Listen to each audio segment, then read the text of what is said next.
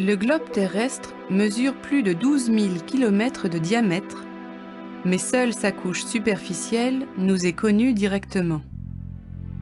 En effet, jusqu'à présent, aucun forage n'a pénétré le sol au-delà de 15 km de profondeur. Certaines observations indirectes, comme l'étude des séismes, ont toutefois permis d'établir un modèle de l'intérieur de la planète. La couche superficielle de la Terre, constituée de roches solides, s'appelle la croûte terrestre. On distingue la croûte continentale, principalement granitique, de la croûte océanique, basaltique et plus lourde. Épaisse de 10 à 70 km, la croûte est très mince à l'échelle de la Terre. Elle repose sur le manteau, qui occupe 80% du volume de la planète. La partie supérieure du manteau est rigide, alors qu'en profondeur, la chaleur, qui atteint 3000 degrés Celsius, fait fondre partiellement les roches.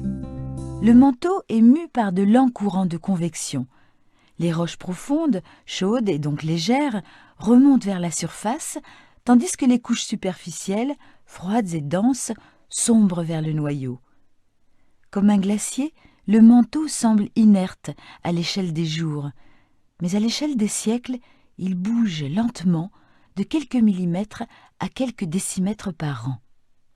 Au centre de la Terre, enfin, se trouve le noyau, une zone extrêmement dense constituée essentiellement de métaux, où la température dépasse 6000 degrés Celsius. On distingue le noyau externe, très liquide, et le noyau interne, aux graines, très dur. Le noyau liquide est animé de mouvements cycloniques rapides et turbulents, quelques dizaines de kilomètres par an. Ce sont eux qui créent le champ magnétique et ses variations. L'intérieur de la Terre est chaud. Cette chaleur provient des origines de la Terre et de la radioactivité de l'uranium, du thorium et du potassium. Tant que cette radioactivité ne sera pas éteinte, la Terre restera active. Une partie de cette chaleur, transportée par les lents mouvements de la matière en fusion, remonte vers la surface et réchauffe la croûte terrestre. La couche la plus superficielle est appelée la croûte terrestre. Sous la croûte, on trouve le manteau, suivi du noyau externe et du noyau interne encore appelé cœur. Lorsqu'on regarde cette coupe détaillée du globe, on observe une couche supplémentaire, la lithosphère.